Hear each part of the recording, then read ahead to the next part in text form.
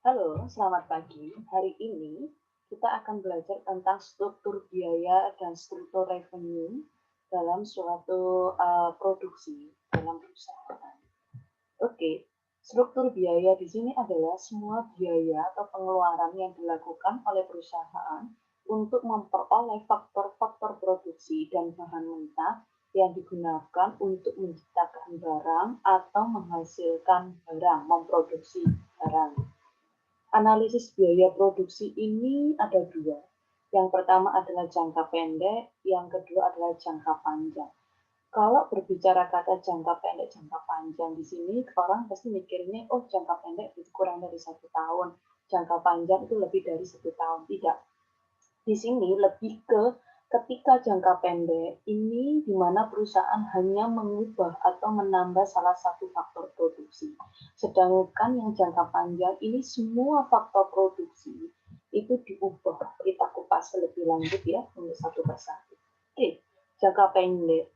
Jangka pendek ini yang diubah hanya satu faktor produksi. Di sini kita akan belajar dulu tentang biaya total tetap dan biaya variabel. Yaitu kalau bahasa Inggrisnya adalah fixed cost dan variable cost.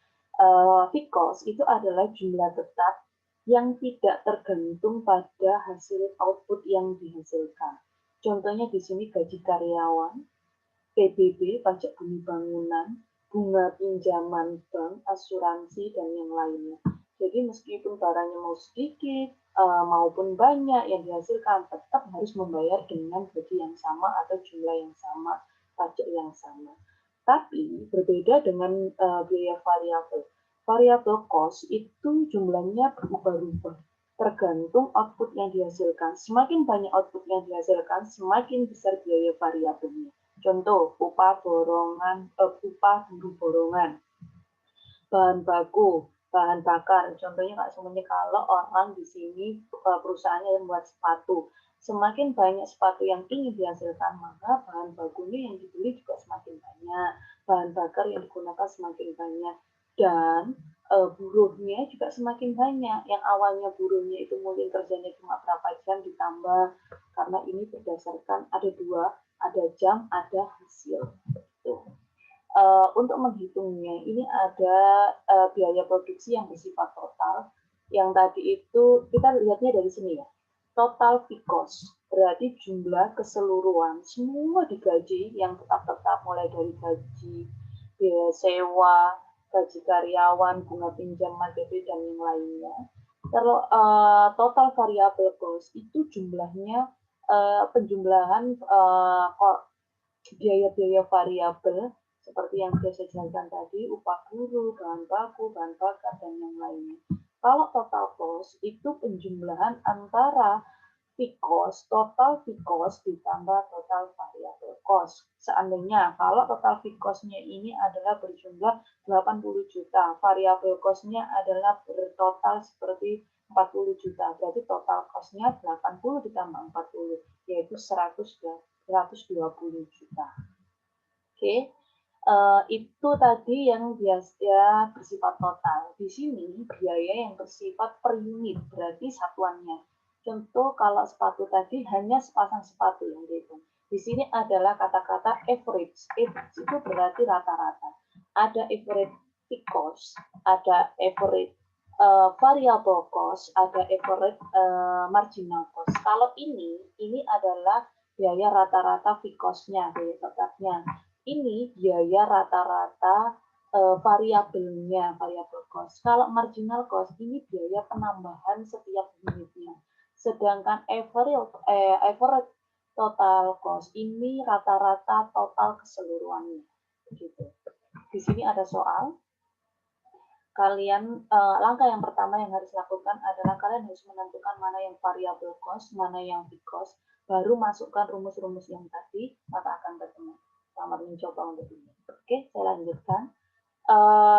Ini tabel biaya produksi jangka pendek, yaitu ada kuantiti barangnya, fixed cost, variable cost, total cost, average fixed cost, average variable cost, average cost, dan average cost ini sama dengan average total cost dan marginal cost. Jadi begini.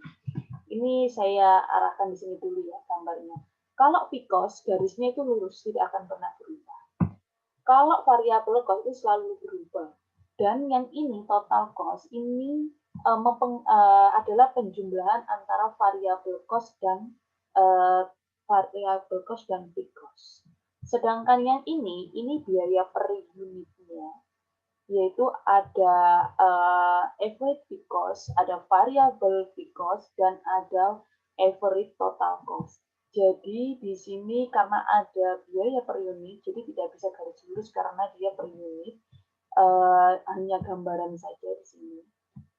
Ini hubungannya di sini ada, kalau ini berbedanya tentang marginal, karena marginal di sini adalah perubahan per unitnya.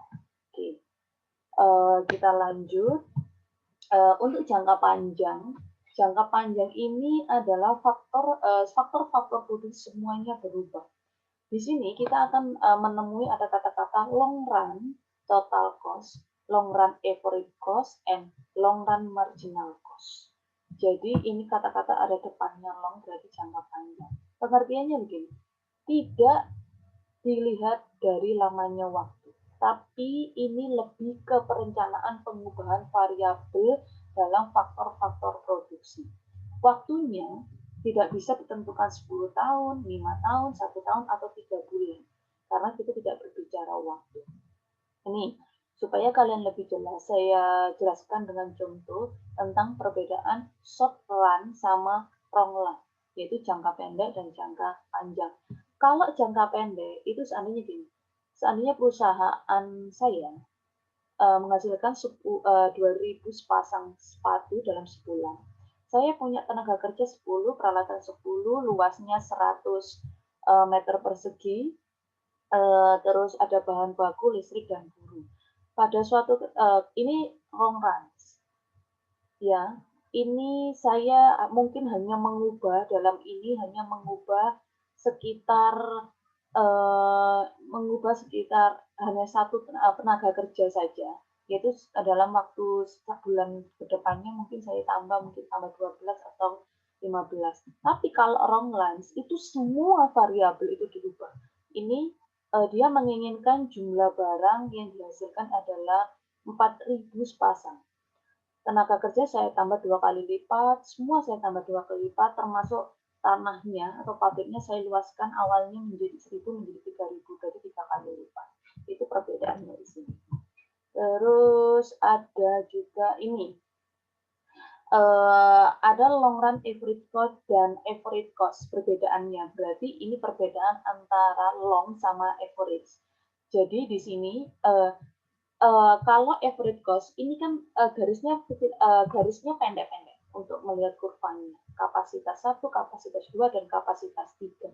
Tapi untuk jangka panjangnya ini digariskan secara panjang karena average cost-nya ini berkaitan dengan perubahan variabel. Garis yang panjang ini masuk dalam long run average cost. Begitu. Ini total revenue-nya. Bentar. Oke, saya kembali lagi. Kalau struktur revenue itu, kalau yang tadi itu kan biaya, berarti yang dikeluarkan. Kalau struktur revenue itu lebih ke definisi. Definisinya adalah hasil berupa uang yang diterima perusahaan ketika dia menjual barang-barang atau jasa yang dihasilkan. Berarti penerimaan, ya. Struktur revenue ini ada 3. Yang pertama adalah MR dulu, marginal revenue, yaitu rumusnya ini, delta TR per delta Q. Ini adalah perubahan TR yang diterima penjual karena akibat satu unit output yang terjual. Kalau AR itu adalah average revenue, yaitu average berarti rata-rata per unitnya. Kalau TR penjumlahan semuanya, berarti price dikali quantity. Seandainya saya tadi punya sepatu 2.000. Saya kepingin sepatu saya itu terjual satu sepatu itu harganya 100.000, berarti 2.000 kali 100.000. Berarti sekitar 2.000 dikali 100.000. Berarti saya hitung dulu dikali 2.000. Berarti sekitar 100 juta. Di situ jumlah yang saya terima. Ini tabelnya, tabel untuk ininya. Ini ada penerimaan, ada quantity, harga per unit, total TR, TAR, dan marginal. Di sini kita gabungkan karena AR itu sama dengan price. Jadi harganya di sini tetap 10. Di sini ada TR penerimaan, berarti perkalian antara jumlahnya. Berarti garisnya seperti ini. Sedangkan ini untuk pasar persaingan sempurna. Ingat ya, ini ada dua tabel. Ada persaingan sempurna dan persaingan tidak sempurna. Kalau persaingan sempurna, ini adalah barangnya homogen, sama semua. Pasar persaingan sempurna ini contohnya seperti orang jual beras, sayur, dan yang lain.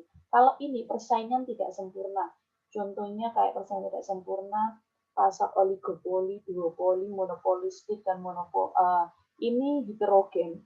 Jadi harganya berubah-ubah dalam satu perusahaan. Contoh, kalau semuanya saya contohkan seperti pasar air minum, Aqua, ada Cleo, ada mineral, terus ada total, jadi harganya setiap produsen beda-beda.